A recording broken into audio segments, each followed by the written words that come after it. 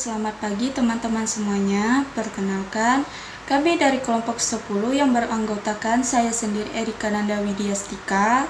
Saya Yunita Erni. Saya Nuk Malasari. Baiklah, di sini kami akan membahas materi mengenai manajemen peserta didik. Pertama, ada pengertian manajemen peserta didik. Manajemen peserta didik adalah sebagai suatu usaha untuk mengatur, mengawasi, dan melayani berbagai hal yang berkaitan dengan peserta didik, agar peserta didik mampu untuk mencapai tujuan pembelajaran di sekolah. Mulai dari peserta didik tersebut masuk sekolah sampai peserta didik tersebut lulus dari sekolah. Kemudian fungsi, tujuan, dan prinsip manajemen peserta didik. Yang pertama, fungsi manajemen peserta didik.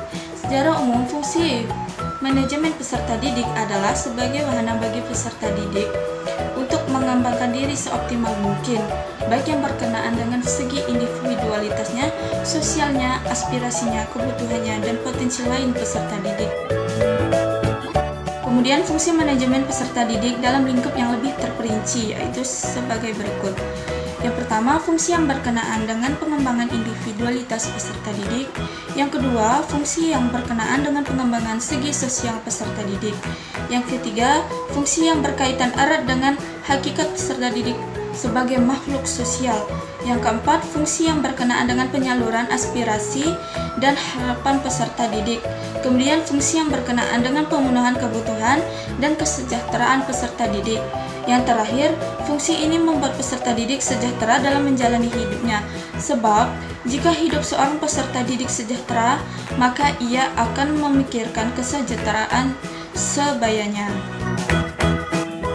2. Tujuan manajemen peserta didik.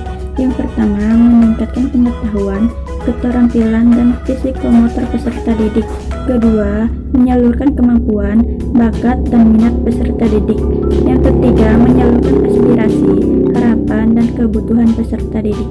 Keempat, peserta didik diharapkan dapat mencapai kebahagiaan, kesejahteraan, dapat belajar dengan baik, dan mencapai cita-cita mereka. 3. Prinsip manajemen peserta didik. Yang pertama, manajemen peserta didik dipandang sebagai bagian dari keseluruhan manajemen sekolah.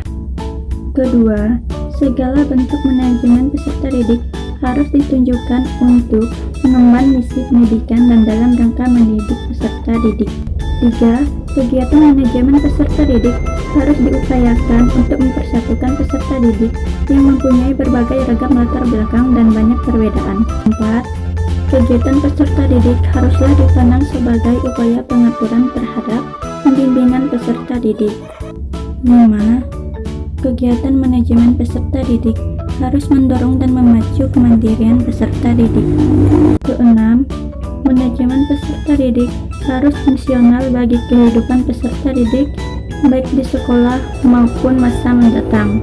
7. Penyelenggaraan manajemen peserta didik mengatur karakteristik peserta didik yaitu intelektual, minat, kebutuhan pribadi, pengalaman, dan keadaan fisik. Pendekatan manajemen peserta didik. Yang pertama, pendekatan kuantitatif. Pendekatan ini lebih menitik beratkan pada segi-segi administrasi dan birokratif lembaga pendidikan. Yang kedua yaitu pendekatan kualitatif. Dalam pendekatan kualitatif yang bertujuan membuat peserta didik menjadi mampu, senang, dan sejahtera, dan juga menekankan perlunya penyediaan iklim yang kondusif dan menyenangkan bagi pengembangan diri secara optimal. Yang ketiga, pendekatan terpadu.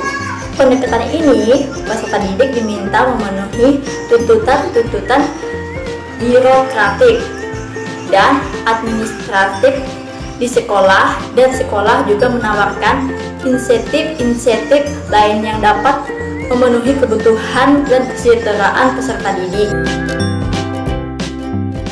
Ruang lingkup peserta didik. Yang pertama, perencanaan peserta didik meliputi analisis kebutuhan peserta didik, rekrutmen peserta didik, seleksi peserta didik, organisasi peserta didik baru, penempatan peserta didik, pencatatan dan pelaporan peserta didik.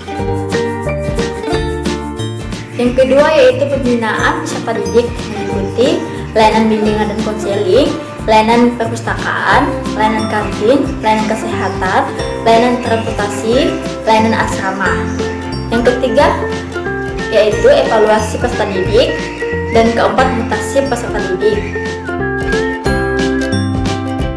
Ada dua jenis mutasi peserta didik, yaitu yang pertama mutasi ekstern adalah perpindahan peserta didik dari satu sekolah ke sekolah yang lain. Dan yang kedua yaitu mutasi intern adalah perpindahan peserta didik dalam satu sekolah. Dalam hal ini akan dibahas khusus mengenai kenaikan kelas. Demikianlah penyampaian materi dari kelompok kami mengenai manajemen peserta didik. Semoga apa yang kami jelaskan dan apa yang kami sampaikan bermanfaat untuk kita semua. Kurang lebihnya kami mohon maaf. Assalamualaikum warahmatullahi wabarakatuh.